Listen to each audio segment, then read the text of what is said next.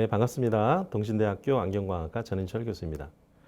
자, 본 영상은 양안시 기능 검사에 대해서 설명을 드리도록 하겠습니다. 먼저 이번 영상에서는 양안시 기능 검사의 개요에 대해서 주로 우리가 어떤 검사를 해야 할지 그리고 어떠한 검사들이 어떠한 역할들을 하는지에 대해서 함께 개략적인 학습을 해보도록 하겠습니다.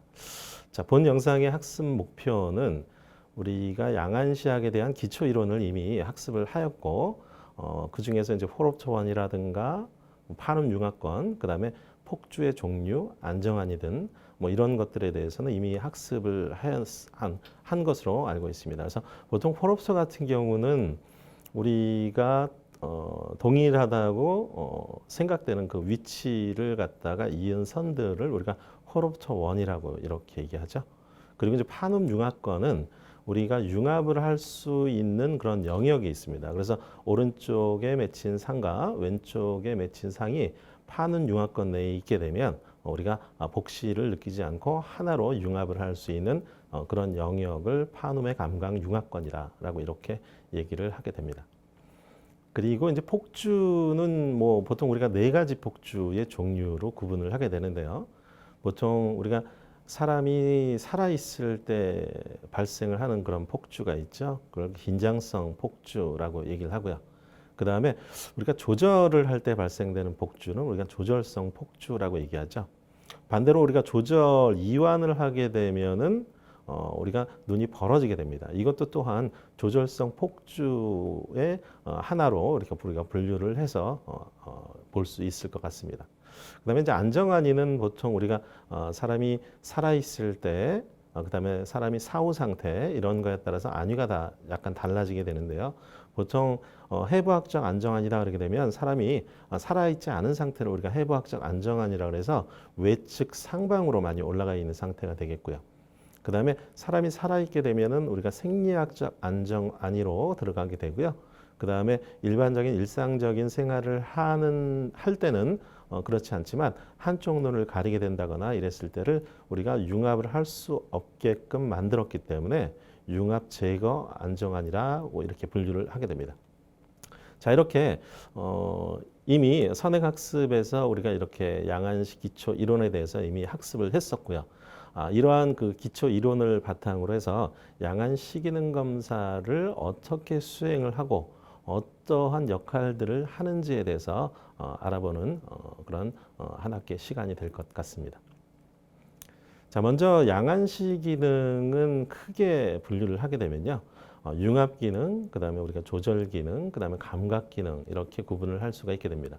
자, 물론 이제 융합 기능 안에 사위 검사를 넣을 수는 없겠지만 편의상으로 일단 제가 융합 기능 안에 안위 검사, 즉 사시 검사, 사위 검사를 안에 넣어놨습니다. 그다음에 조절성 폭주 B까지도.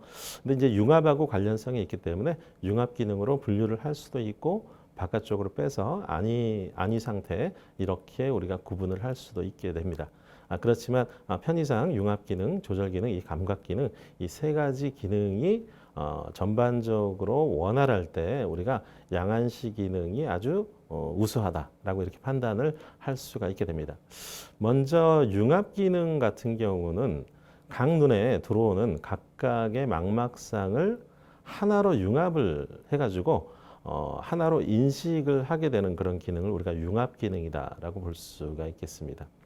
자, 먼저 오른쪽 눈과 왼쪽 눈의 정렬 상태가 어떤지에 따라 가지고 우리가 융합 기능이 많이 필요하기도 하고요. 융합 기능이 오히려 계산을 해서 융합을 해야 되는 경우도 있을 수 있겠고요. 아무튼 융합 기능 안에는 아까 좀 전에도 말씀드렸다시피 안위 상태를 먼저 판단을 해야 되겠죠. 자, 이 사람이 오른쪽 눈과 왼쪽 눈의 어떤 이 불균형이 얼마만큼이 있는지, 불균형이 있다 하더라도 본인이 스스로 극복을 해서 융합을 할 수가 있는지. 자, 그래서 융합을 할 수가 있다면은 우리가 사위로 구분을 하게 되고요. 융합을 할 수 없다면은 사시로 우리가 구분을 하게 됩니다. 자, 그래서 먼저 사시가 있는지 없는지 먼저 판단을 하게 되고요. 그 다음에 사위가 있는지 아니면 정위인지, 자, 이런 것들을 판단을 해서 두 눈의 정렬 상태가 어떤지, 그리고 외안근의 균형 상태가 어떤지를 판단하는 그런 검사가 되겠습니다. 자, 그 다음으로는 우리가 융합 버전스라는 거는 우리가 내편이가 있으면은 눈을 바깥쪽으로 벌려서 융합을 해줘야 되고요. 외편이가 있게 되면 눈을 안쪽으로 모아가지고 융합을 해줘야 됩니다. 자, 이렇게 융합을 할 때 사용하는 것을 우리가 융합성 폭주라고 얘기를 하는데요. 보통 우리가 융합성 폭주가 원활해가지고 우리가 내사이가 있었을 때는 눈을 바깥쪽으로 벌리는 계산 융합성 폭주, 그 다음에 외사이가 있었을 때는 눈을 안쪽으로 모으는 양성 융합성 폭주를 동원을 해서 우리가 사위라든가 이런 것들을 보완을 하고 나서 남아있는 그 양이 있을 수 있겠죠. 그거를 예비량 또는 여력이라고 이렇게 남아있는 힘이다라고 이렇게 구분을 하게 됩니다. 자, 이렇게 남아있는 힘이 충분하다면은 장시간 어떤 시작업을 해도 전혀 불편한 점이 없는데 남아있는 힘이 부족하다면 아마도 한두 시간 또는 30분 정도 어느 정도 그러니까 근거리 작업을 한다거나 또는 원거리 시작업을 한 이후에 불편한 사항들이 발생이 될 수가 있겠죠. 자, 이렇게 융합성 폭주를 사용하고 나서 남아있는 그런 예비량이 어느 정도가 되는지를 갖다가 판단을 해야 되는 그런 능력을 측정하는 것이 융합 버전스 예비량 검사다라고 볼 수가 있겠습니다. 자, 그 다음으로는 우리가 ACAB라고 얘기를 하는데요. 사람은 조절을 하게 되는데 수정체가 부풀어서 조절을 하게 되고요. 다시 또 수정체가 수축을 해서 이완을 하게 되고, 자, 이렇게 조절과 조절 이완을 할 때 눈은 자연적으로 우리가 연합 운동으로 인해서 폭주가 발생이 됩니다. 눈이 안쪽으로 모이기도 하고요. 조절 이완을 할 때는 눈이 바깥쪽으로 벌어지기도 하죠. 자, 이러한 것들을 우리가 조절대 조절성 폭주비라고 얘기를 합니다. 이걸 뭐 줄여서 ACAB라고 이렇게 얘기를 할 수가 있겠습니다. 저기에서 그 약자는요, AC 같은 경우는 Accommodative Convergence, 그래서 조절성 폭주를 의미하고요. 저 밑에 슬래시하고 바하고 나서 A는 Accommodation, 그래서 조절을 의미합니다. 그래서 단위 1디옵타 조절을 할 때 조절성 폭주가 얼마만큼 발생이 되는지를 갖다가 사람마다 다르기 때문에 이 ACAB를 측정을 하는 그런 것이 ACAB 검사다라고 볼 수가 있겠습니다. 다음으로는 우리가 융합성 폭주, 융합 능력 또는 계산 능력이 충분한데도 불구하고 이 폭주하거나 계산할 수 있는 그런 능력을 잘 사용하는지 못하는 경우들이 있을 수가 있을 것 같아요. 그래서 일부러 플리퍼라는 걸 이용을 해서 우리가 폭주를 시험을 해보고 또는 계산을 할 수 있는 능력을 시험을 해보고, 그래서 1분 동안 몇 회전 정도를 하는지를 우리가 판단을 하는 검사가 우리가 융합 용이성 검사다라고 볼 수가 있겠습니다. 자, 다음으로 이제 조절 기능에 대해서 잠깐 말씀드리게 되면, 우리가 조절 기능은 수정체가 작용을 해가지고 우리가 조절을 하게 되죠. 자, 이 조절을 통해 가지고 망막에 상을 갖다 놓게 되면 우리가 선명한 상을 볼 수가 있게 되죠. 자, 이렇게 망막에 상이 놓일 수 있도록 작용하는 기능을 검사하는 것이 우리가 조절 기능 검사다라고 볼 수가 있겠습니다. 먼저 첫 번째로는 사람마다 조절력이 다른데요. 물론 연령에 따라서 연령이 증가할수록 조절력은 점점 감소를 하게 됩니다. 우리가 이제 태어났을 때부터 쭉 조절력이 어느 정도 이 눈의 이제 기능들이 한 6살 정도까지는 계속 발달을 하다가요. 6살 이후부터는 조절력이 점차적으로 감소를 하게 됩니다. 그래서 실제 뭐 10살, 12살, 15살 이때 6살 그 어린이하고 비교를 하면요. 실제로 6살 이후부터는 조절력이 좀 떨어지기 때문에 우리가 확연하게 우리가 느끼지는 않겠지만 조절력이 좀 떨어지게 됩니다.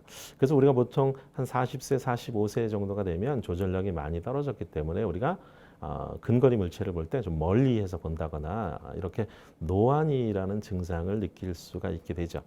자, 그래서 이 사람이 가지고 있는 조절력이 얼마 정도인지를 우리가 확인을 하는 것이 우리가 최대 조절력 검사다라고 볼 수가 있겠습니다. 자, 그 다음으로는 우리가 조절을 해야 되겠죠. 보통 33cm 있는 뭐 책을 본다 이랬을 때는 우리가 3다이옵타 정도의 조절이 필요하고요. 그 다음에 40cm를 보게 된다 그렇게 되면 보통 2.5 다이옵타의 조절력이 필요하게 됩니다. 자, 이것을 갖다가 우리가 조절 자극이다라고 이렇게 얘기를 하고요.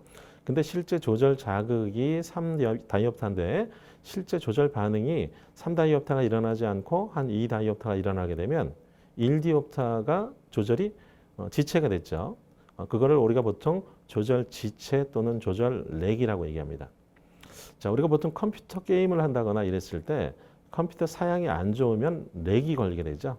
자, 렉이라는 거는 그 지체를 얘기를 하게 됩니다. 그러니까 결국에 컴퓨터 렉이 걸리면은 컴퓨터가 원활하게 안 돌아가듯이 조절도 렉이 걸리게 되면 잘 안 돌아가게 됩니다. 그래서 조절 렉이 얼마나 걸리는지 자, 이런 것들을 판단을 하는 게 우리가 조절 반응 검사, 조절 렉 검사라고 이렇게 얘기를 할 수가 있겠습니다. 자, 그 다음으로는 우리가 상대 조절이라는 것이 있는데요. 상대 조절은 폭주 자극이 일정한 상태에서 조절을 하고 조절을 이완할 수 있는 그런 범위를 측정을 하게 됩니다.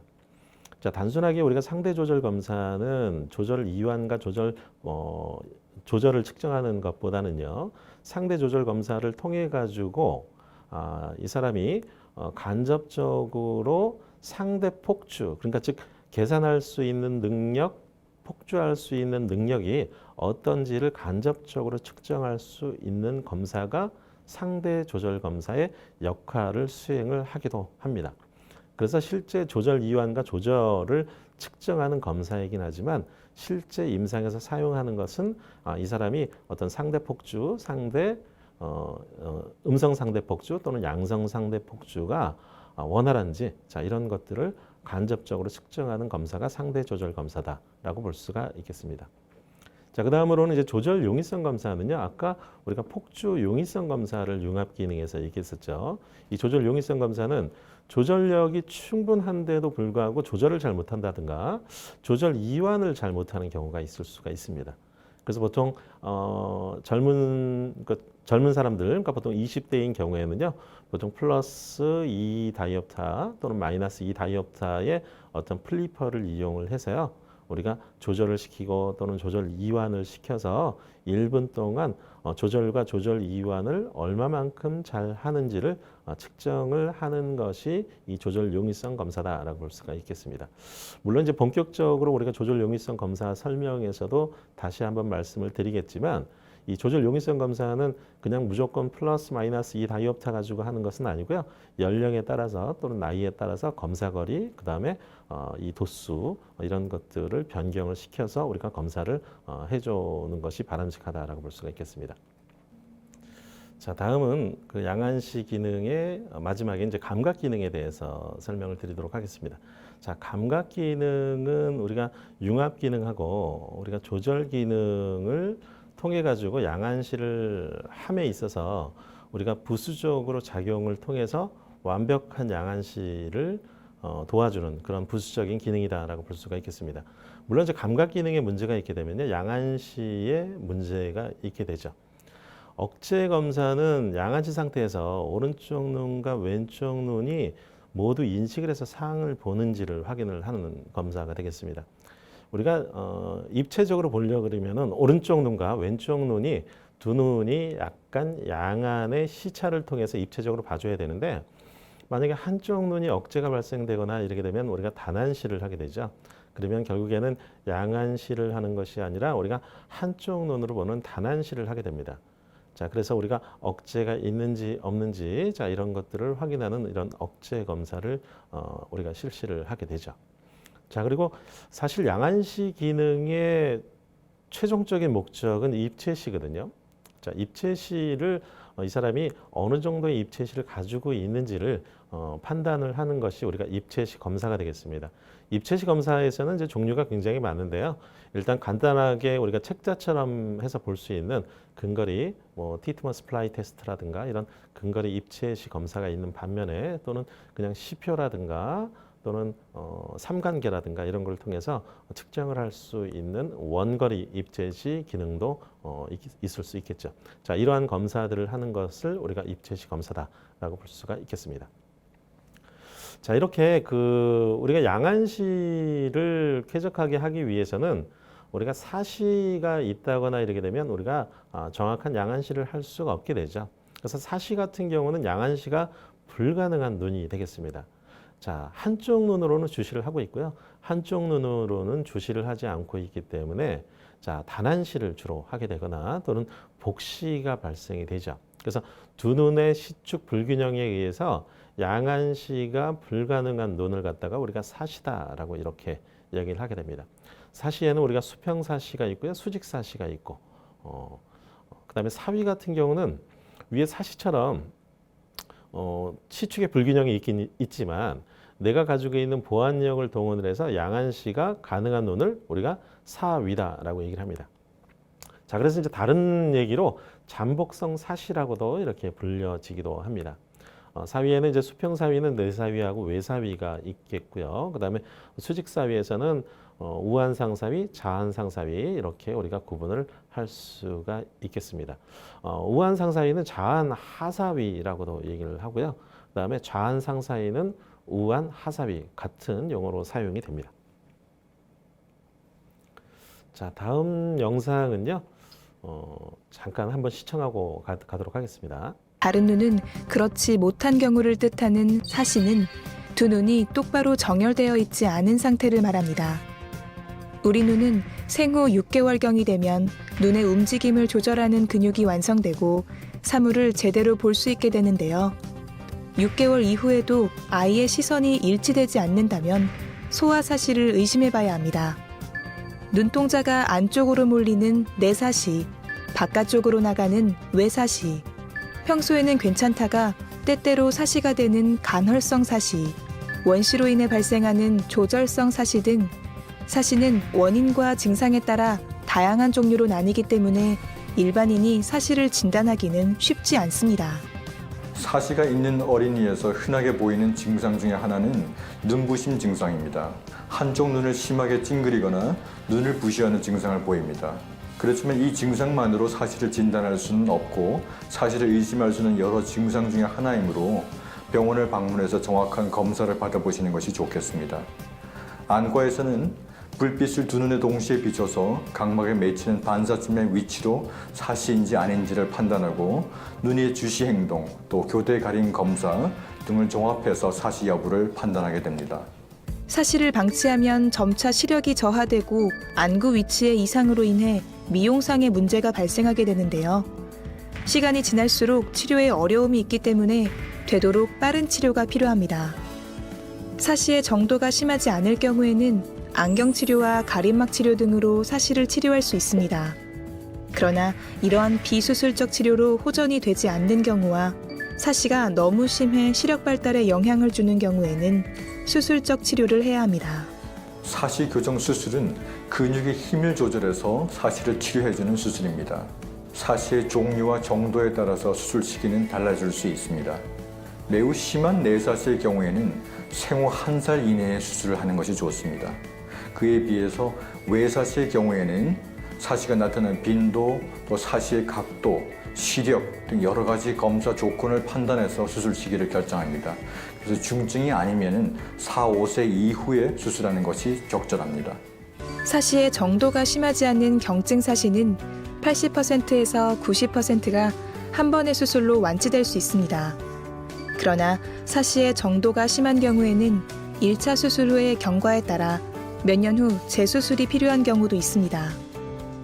소아사시의 수술 시기와 재수술 여부 등은 환자의 상태에 따라 달라지기 때문에 의료진과의 상담 후 결정하는 것이 좋겠습니다. 소아사시, 시기에 맞게 적절한 치료가 이루어질 수 있도록 부모의 세심한 관찰과 보살핌이 중요합니다.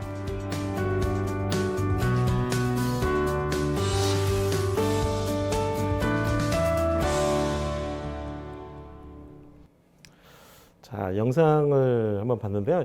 영상에서도 나오지만 사시 같은 경우는 사실 이 조기에 치료하지 않게 되면은 눈이 기능을 발휘하지 못해서 그러니까 폐용성 약시라 그러죠. 사용하지 않아서 발생되는 약시가 될 가능성이 굉장히 높습니다. 그렇기 때문에 보통 사시가 발생이 됐다 이렇게 되면 적어도 10세 이전에 우리가 수술을 치료를 한다거나 또는 안경을 통해 가지고 한쪽 눈도 마저 사용할 수 있도록 해주는 것이 굉장히 중요합니다.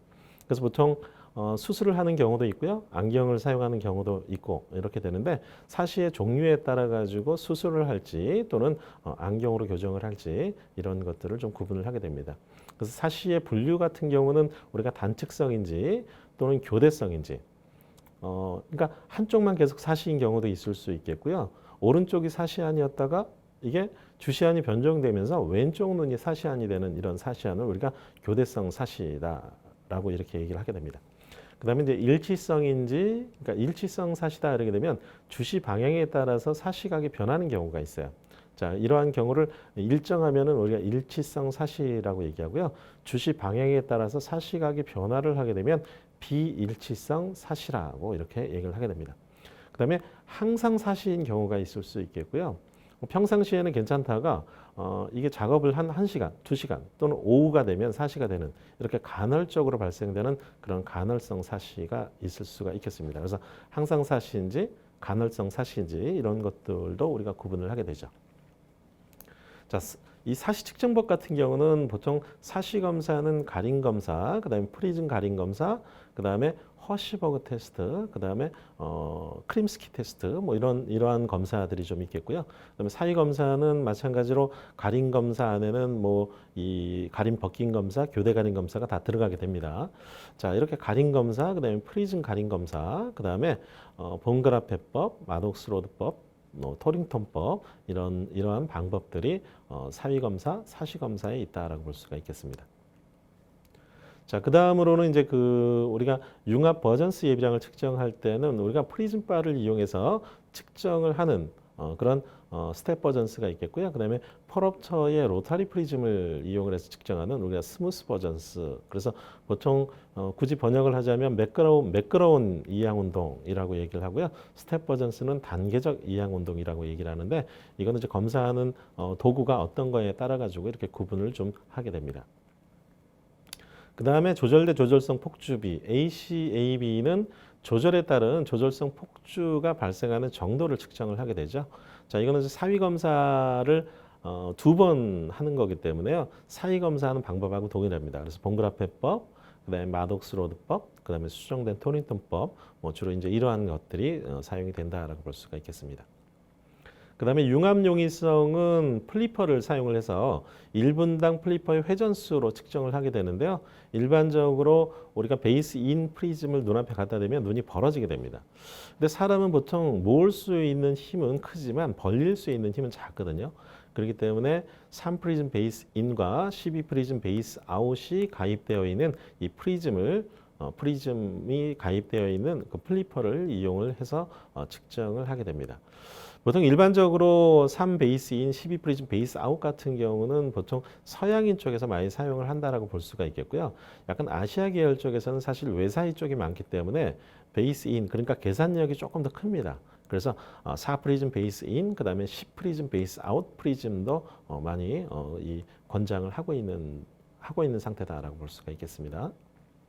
그 다음에 최대 조절력 측정은 조절 근점에 의한 방법, 마이너스 렌즈 부가법, 그 다음에 근용 막대 이용법, 그 다음에 잠정 가입도, 나이에 따라서 이렇게 홉스테터 공식을 이용해서 하는 결정을 하는 그러한 방법들이 있다라고 볼 수가 있겠습니다. 자, 그 다음에 이제 조절 반응은 크로스 실린더하고 격자 시표를 이용하는 방법이 있겠고요. 그 다음에 MEN 검용법은 동적 검용법입니다. 그래서 MEN 검용법을 통해 가지고 조절 반응을 측정을 하는데 아까도 잠깐 말씀을 드렸지만 조절 반응을 직접적으로 측정하는 것이 아니고요. 우리가 조절 자극을 줬을 때 렉이 얼마만큼이 발생이 되는지를 우리가 판단을 해서 우리가 측정을 하는 것이 우리가 조절 반응이다라고 볼 수가 있겠습니다.